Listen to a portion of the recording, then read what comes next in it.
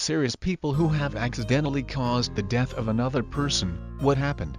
Attention! Serious tag notice: jokes, puns, and off-topic comments are not permitted in any comment, parent or child. Parent comments that aren't from the target group will be removed, along with their child replies. Report comments that violate these rules. Posts that have few relevant answers within the first hour, and posts that are not appropriate for the serious tag will be removed. Consider doing an AMA request instead. Thanks for your cooperation and enjoy the discussion. I am a bot, and this action was performed automatically. Please contact the moderators of the subreddit if you have any questions or concerns.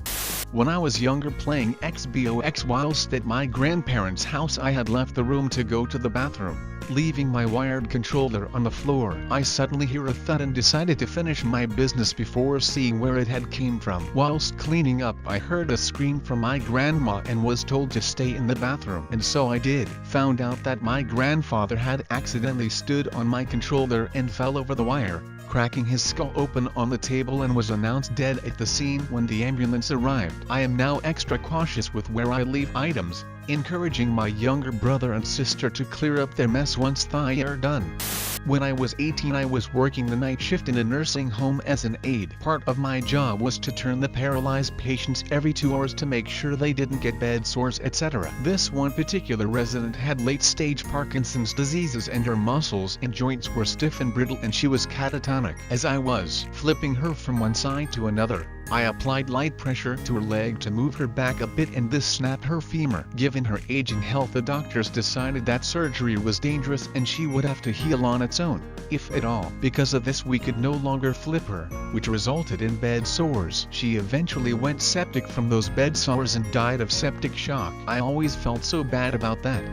When I was 4 years old, my mother was roughly 3-4 months pregnant. One day I was supposedly crying and throwing a tantrum over a toy or something. My mother tried to comfort me by cradling me in her arms and take me to my room, which was up the stairs, but I cried and kicked so much that she lost her balance and fell down the stairs. I was unhurt and mother recovered without any lasting injuries, but my sibling died.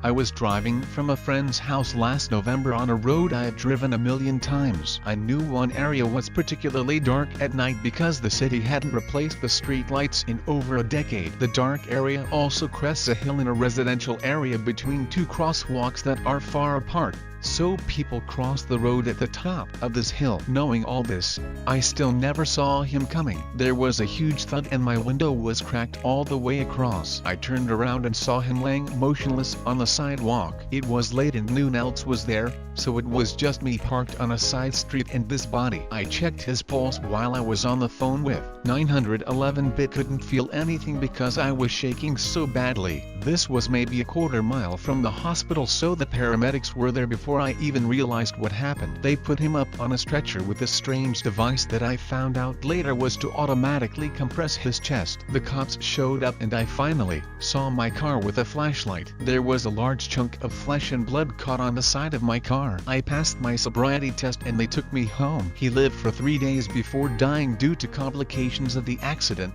and was never conscious during that time. I found out through a friend of mine who's the editor at a local paper that the police were still considering charges. Also, how I found out that he died. I was obviously a mess about the accident, but also the possibility of involuntary manslaughter. After the officer called me to tell me officially that he died, I consulted a lawyer and was basically told not to talk to the police again and to let them conduct their investigation. 2 grueling weeks later, I got a phone call at midnight from the officer who gave me my sobriety test. He worked 3rd shift. He told me that the guy was incredibly intoxicated and basically stepped into oncoming traffic without paying attention. With that info, I wasn't to be charged and I could go pick my car back up. The relief I felt was indescribable, but also terrible that I could feel so great in a situation where someone died. What made that feeling worst was that the officer told me the family of the guy were super concerned with how I was doing and that they wanted to tell me they didn't blame me. He was 24 and had just graduated college. It was his last night in town before going back to his hometown. I go to his Facebook page every once in a while just so I don't forget what he looked like. Sorry if this comes through as rambling, but I've been actually explained this in writing before. Edit. clarified/spelling on a few things. Edit 2. Thank you all very much for your words. There aren't a ton of people I can talk to about this because they just get super sad and coddling, so it's a strange breath of fresh air to get some of this stuff out in the open. Thank you. I'm not sure if this counts, but I wanna get it off my chest after reading these. My friend was a well-known and liked guy, very social, did drama, football and baseball in high school. Some of the best moments of my life was with him. One day he just stopped coming around. He would read my messages but not reply. He ignored anyone else. It was so bizarre. One day, he came to my house and it was like the good old days. He said he got into target shooting but his gun blew up because he fired a bullet that had been in the washing machine. He had some powder burns on his hands. He asked to borrow one of my guns and I said yes. 2 days later he shot himself with it. I've hated myself since. Most of our mutual friends hate me. His family hates me and I was barred from his funeral. I feel so bad I didn't see the signs. I miss you, Tom. I wish I could have helped you like you did me. Edit. To clarify, he borrowed my gun. Also, thank you all so much for your words of support. I wish people here could see things how you did. It's taken years but I no longer blame myself for what happened. It still haunts me. He was being himself that day, laughing, joking and making plans for us to hang out more. I let him borrow the gun without a second thought because I got lost in the moment. Plus, as soon as I said yes, he carried on like it was no big deal. We grew up with guns. A lot of people don't see that. Most never asked to them. I'm the piece of shit who gave him the gun. Plus Tom was a very popular person and I never was. So I guess it's easier for them to demonize me. It still hurts though. I wish I could have talked to him about how he was feeling. I wish he'd shown a sign of sadness, something to clue me in. Every day, I spend time playing the what if game. I get everyone who knew him lost someone special, but so did I. And it's like I'm not allowed to grieve for him publicly. When I was 4 and visiting Japan, I opened back door of a car in Japan to the sidewalk but a motorcyclist driving in that space between the curb and road slammed into it. Blood everywhere. I don't remember the exact aftermath since I was so young, but everybody was screaming and I just sat there not understanding exactly what was happening until my mom ran off the scene and into the building in tears. Thanks for the kind words, everyone. I don't blame it on anyone, even myself, as it was just a really unfortunate circumstance. As for the thing regarding my parents as discussed below, don't worry about that either. They're out of my life. But honestly, while I do believe my parents did some really crap shit to me, I don't want to be angry at them. I'm here now and by myself, and I think the best course of action is just to put them and this ugly event out of my head, unless it's to tell you curious folks. Thanks for the kind words and reassurance. Former paramedic here. We tend to have a fair share of what we ourselves consider deaths we are responsible for. You don't always interpret all situations right. There are days your hands are a tiny bit shaky and you miss that vein or trachea, etc. But I will always remember the first one. As a fresh paramedic, 65-year-old male with chest pain, just had his birthday yesterday. Now presents with chest pain. For this we give nitroglycerin as a spray. Works well, but has a downside. It reacts massively and violently with Viagra, etc., which was a brand new drug on the market back then. I asked the patient if he took any medication. He says no. Now the seasoned paramedics already know where this is heading. I of course forgot to ask the wife to leave the room and ask again, because he visited a hooker for his birthday. He crashed half a minute after I gave him the nitroglycerin and despite all efforts died on scene. Edit. As it is asked a lot, we found out about his secret birthday party via the police investigation. Every death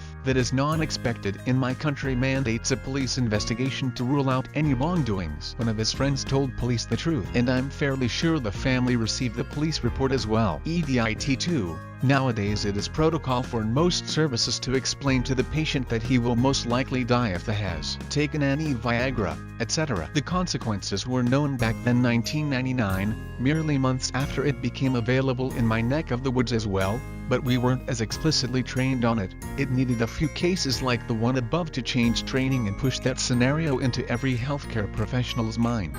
Was skiing with a friend when I was still living in Colorado. We were going a good speed and enjoying the mountain. When we came back onto the main trail, he was still going really fast. I yelled at him to slow down, and an elderly lady ended up merging at the same time as he looked back at me. My buddy is a good-sized guy and ended up colliding with this old woman. The ski patrol ended up grabbing her from the mountain, and she was clearly in a lot of pain. She ended up dying from her injuries a few days later. After their investigation, my buddy and the woman were both in the wrong. He had to pay some fines but never got any sort of lawsuit.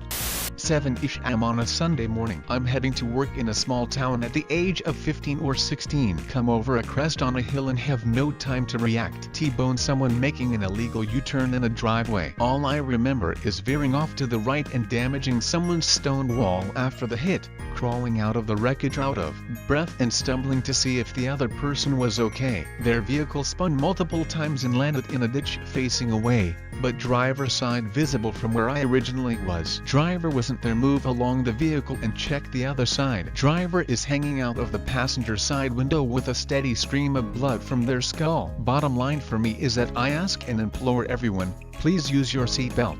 Deployed in Afghanistan urban area. I got into programming to kill the time. Had an Arduino set complete with everything I would need to make tons of little gadgets. Got pretty good at it too, going to school for it when I get out. When it came time to go home, I didn't have room to take the kit with me, so I threw it out. Keep in mind, locals work on this base, and in my time there, at least 3 had been kicked out for ties with the Taliban. Within an hour of tossing the kit, it had been taken. Didn't think anything of it. Probably some other soldier thought it was cool and took it. Big base. Anything could happen. About 3 weeks after we left, an IED went off outside the gate. No NATO casualties, but about 20 civilians died in the blast. EOD reported that it was a strangely sophisticated bomb. They used my kit. My negligence gave them the means to kill 20 innocent people. I've never told anyone in the world about this, and it haunts me to this day.